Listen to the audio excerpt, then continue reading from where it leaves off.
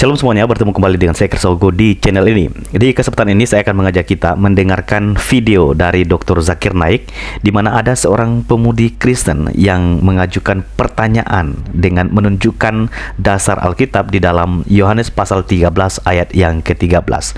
Dari sini, Dr. Zakir Naik mencoba berdalih untuk mengaburkan ayat itu supaya orang tidak percaya bahwa Yesus adalah Tuhan. Kita akan dengarkan videonya terlebih dahulu. Setelah itu kita akan kupas baik-baik dan kita akan meneliti benarkah ayat yang dikutip di dalam Yohanes 13 ayat 13 itu menunjukkan bahwa Yesus adalah Tuhan atau bukan. Kita akan bahas bersama-sama di video ini. Mari kita simak video berikut ini.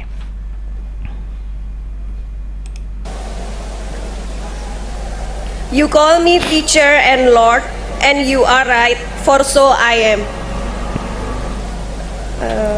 This is the words of Jesus Christ, peace be upon him. In Indonesia. Who's saying this? Jesus. Jesus is saying that you call me Lord and teacher, and you are? You call me teacher and Lord, and you are right, for so I am. Ya. Here Jesus Christ, peace be upon him, is saying you call me Lord and teacher, and you are right. Here again, Jesus Christ, peace be upon him, is not saying himself that I am God or worship me. Again, I'm not sure whether this is in red letter. Is this in red letter, sister? Is this in red letter? Can you please repeat? Is this in red letter? Red letter Bible means whatever Jesus Christ, peace be upon him, says, it's in red.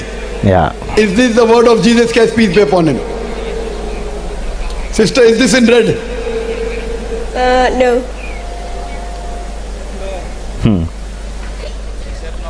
Red letter Bible means there is a Bible in which all the sayings of Jesus Christ, peace be upon him, is in red. Jadi dia mau My challenge is mau you memberitahu point out supaya from semua orang anywhere tahu in the bahwa Bible tulisan where merah Jesus Christ, di peace be Alkitab upon itu him, semua himself perkataan says Yesus. that I am God, Makanya dia or where he mau says worship me. This is not the saying of Jesus, point number one. He himself is not saying he's God or worship me. It is somebody else saying that. And even if I agree that Jesus Christ, peace be upon him, said, he said, you call me Lord and teacher. You call me Lord and teacher. Ya. And you are right. Again, it means a messenger of God. Here again it means teacher. It doesn't mean God. You know Lord in English. And Lord? Sorry? Lord is God, right?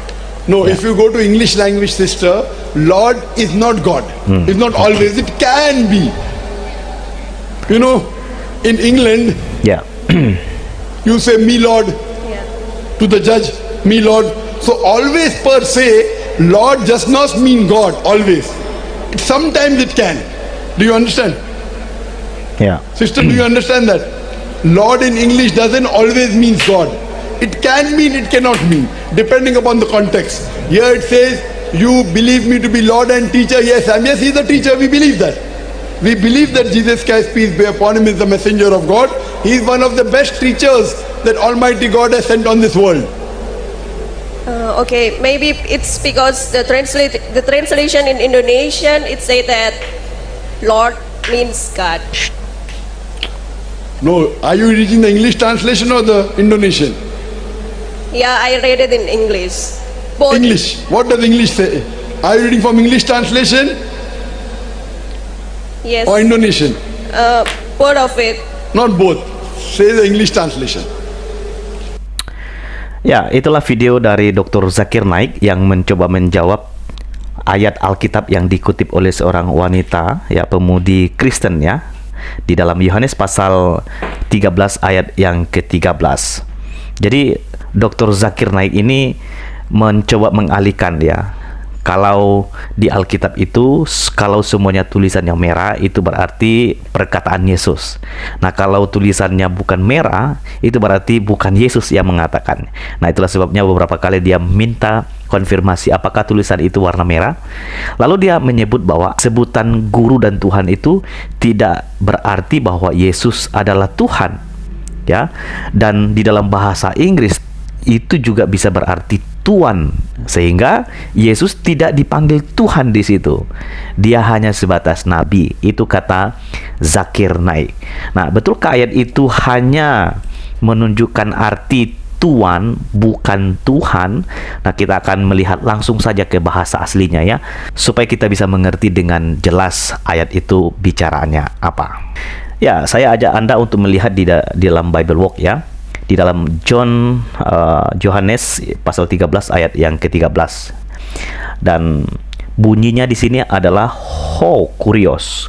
Kata Tuhan di situ artinya adalah kurios. Nah, kita klik kurios ini.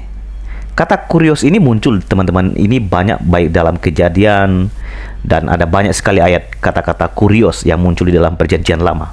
Kita buka satu ayat saja ya. Kata kurios di dalam Kejadian pasal 2 ayat yang ke-8.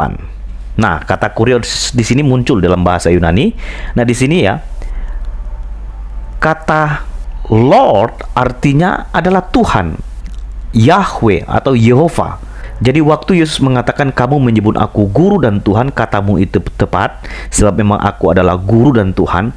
Dan Yesus sedang memberikan konfirmasi dan penegasan bahwa Yesus adalah Tuhan.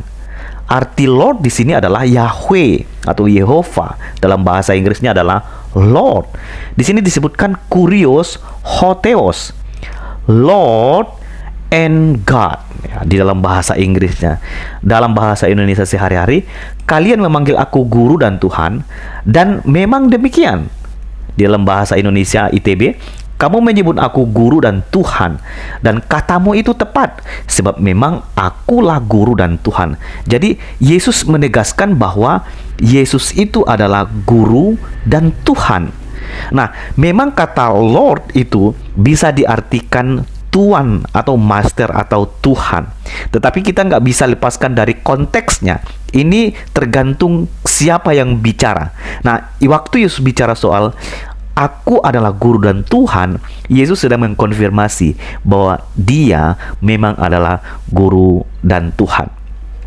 Nah, saya ajak kita untuk melihat beberapa ayat Alkitab yang perlu juga kita ketahui di dalam Roma pasal 14 ayat 8 sampai 9 ya. Sebab jika kita hidup untuk Tuhan, dan jika kita mati untuk Tuhan. Jadi baik hidup atau mati, kita adalah milik Tuhan. Ayat 9.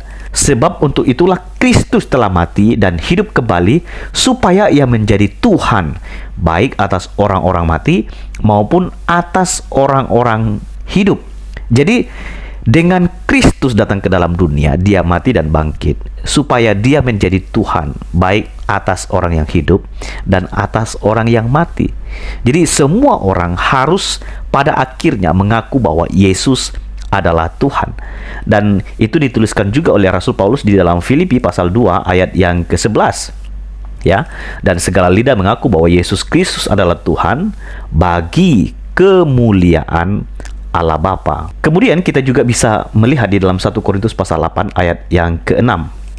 Namun bagi kita hanya ada satu Allah saja, yaitu Bapa yang daripadanya berasal dari segala sesuatu, yang untuk dia kita hidup, dan satu Tuhan saja, yaitu Yesus Kristus, yang olehnya segala sesuatu telah dijadikan, dan yang karena dia kita hidup.